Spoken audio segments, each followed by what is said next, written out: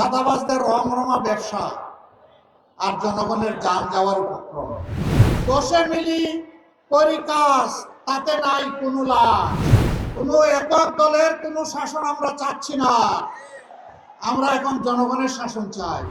প্রত্যেকটি ঘরকে এক একটা ইন্ডাস্ট্রিতে আমরা পরিণত করব। মিলেমিশে আমরা বাংলাদেশ গড়ে তুলি। তিনটা শর্ত শুধু মেনে নিতে হবে। নাম্বার 1, কোনো দুর্নীতি নিজে করবেন না এবং কোন দুর্নীতিবাজকে বগলের নিচে আশ্রয় দেবেন না। নাম্বার 2, গরিব ধনী সকলের জন্য, নারী পুরুষ সকলের জন্য, সকল ধর্ম সকল বর্ণের মানুষের জন্য ন্যায় বিচার নিশ্চিত করা হবে এবং সেই বিচার হবে সকলের জন্য সমান। সেই বিচারে কেউ রাজনৈতিকবিদ হিসাবে হস্তক্ষেপ করতে পারবেন না। বিচার বিভাগ হবে সম্পূর্ণ স্বাধীন আর বিচার হবে ন্যায়ের ভিত্তিতে। কোনো বেইনসাফি বিচার আর বিকিকিনি হবে না। এইটা মেনে নিতে হবে।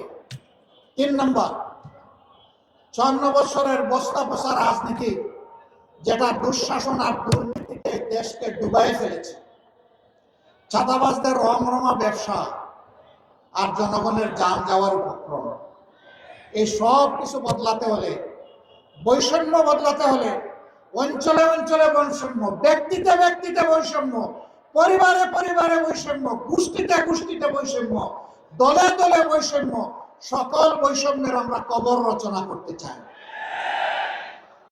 প্রয়োজন সংস্কারের সকল প্রস্তাব গণভোটে দেওয়া হয়েছে, সেই গণভোটে হা দিয়ে গণভোটকে পাশ করায় দেব। আপনারা গণভোটে হা দেবেন?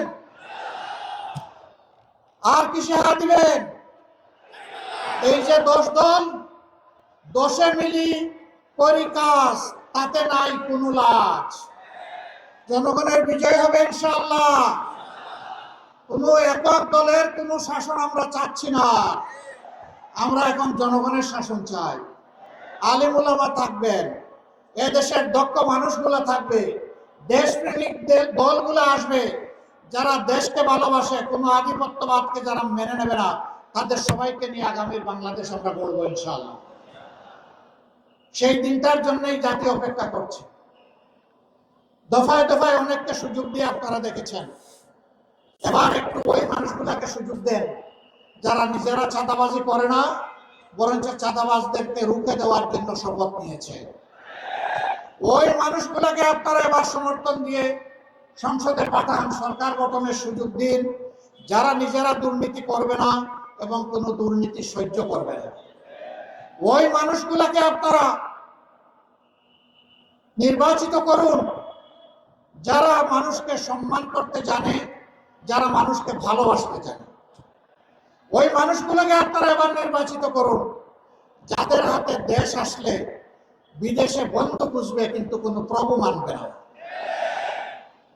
ওই মানুষগুলোকে আপনারা নির্বাচিত করেন, আর কোন ধর্মের ধর্মগুরুকে, কোন আলিম উলামাকে, আর কোন স্বৈর শাসকের হাতে নির্যাতিত হতে হবে না।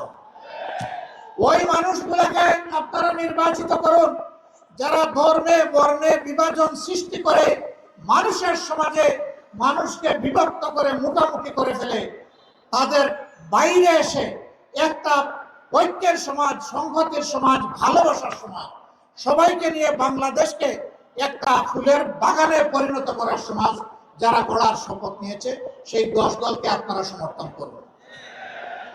প্রিয় দেশবাসী, যদি আমরা আল্লাহর মেহেরবানিতে আপনাদের ভালোবাসায় নির্বাচিত হই, তাহলে আমরা কথা দিচ্ছি যে আমরা ইনশাআল্লাহ আমরা গোটা উত্তরবঙ্গকে বাংলাদেশের গৌরবের কৃষি রাজধানীতে পরিণত করব।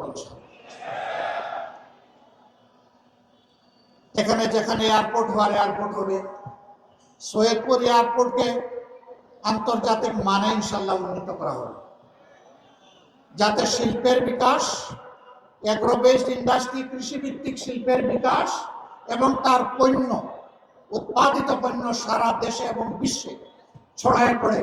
এই জন্য কমিউনিকেশন ব্যবস্থাকে উন্নত করা হবে। আমরা আর দেখতে চাই না বেকারত্বের কষ্ট বুকে চেপে এখানকার সন্তানেরা রাজধানী ঢাকায় গিয়ে গলিতে গলিতে কষ্ট করবে, ঘোরাঘুরি করবে, একটা চাকরি পাবে না। আমরা চাই তাদেরকে এই দক্ষ জনবল হিসাবে গড়ে তুলে উন্নত শিক্ষা এবং প্রশিক্ষণের মাধ্যমে প্রত্যেকটি ঘরকে এক একটা ইন্ডাস্ট্রিতে আমরা পরিণত করতে চাই। বিশ্বে এরকম বহু দেশ আছে, জাপান আছে, ভিয়েতনাম আছে, চায়না আছে, তারা তাদের প্রত্যেকটা ঘরকে ইন্ডাস্ট্রিতে পরিণত করেছে। তারা যদি পারে আমরাও পারবো ইনশাআল্লাহ।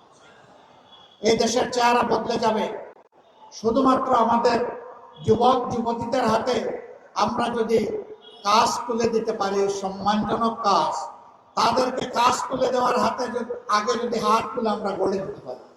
আপনারা জেনেছেন, দেখেছেন, আমরা ঘোষণা করেছি দক্ষ জনশক্তি গড়ার জন্য আমরা পরবর্তী চাকরিতে প্রবেশ করার আগ পর্যন্ত একজন আজানের জবাব দেব। চাকরিতে প্রবেশ করার আগ পর্যন্ত পর্যাপ্ত ট্রেনিং দেওয়ার জন্য সর্বোচ্চ প্রয়োজনে একজন ছাত্রছাত্রীর পিছনে প্রতি মাসে আমরা 10,000 টাকা করে সরকারি কোষাগার থেকে ব্যয় করব। এরপরে তাদেরকে দক্ষতা দিয়ে বলবো, যাও এবার দেশ সেবা করো, এবার বিশ্বের যেখানে পছন্দ সেখানে যাও, গিয়ে দেশের জন্য তুমি কিছু করো। এরা বেকারত্বের অভিশাপে বলবে না। অনেকে বলেছেন বেকার ভাতা দিবেন, বেকার ভাতা অপমানের। আমরা তাদের হাতে অপমানের চাবি তুলে দিতে চাই না, আমরা সম্মানের কাজ তুলে দিতে চাই। এখানে যুবক যারা হাত তুলুন, তারা কাজ চান না বেকার ভাতা চান? কাজ চান কারা? হাত তুলেন।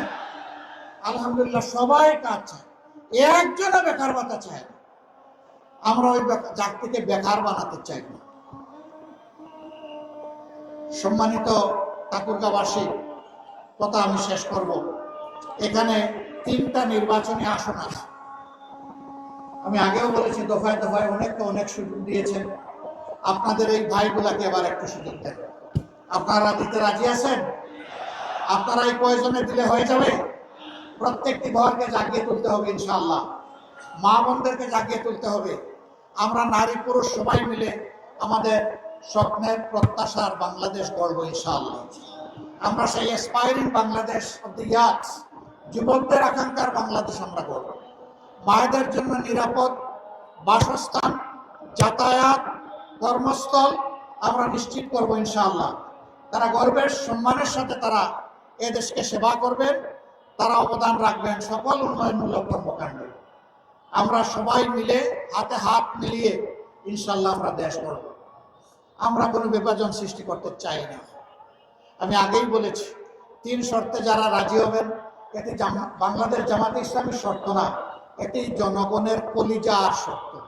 এদেশের মানুষ এগুলাই চায়, এর বাইরে কিছুই দেখতে চায় না। আসল আমরা সেই মানুষগুলোকে আপনাদের হাতে তুলে দেই, যাদেরকে নিয়ে আগামী দিনে আপনারা কাজ করবেন, সংসদে পাঠাবেন। আপনাদের সেবক হয়ে কাজ করবে, মালিক হয়ে নয়। সৎ হয়ে কাজ করবে, চুর হয়ে নয়। আপনাদের সম্পদের পাহারাদার হবে, চৌকিদার হবে, সম্পদের মালিকে পরিণত হবে না।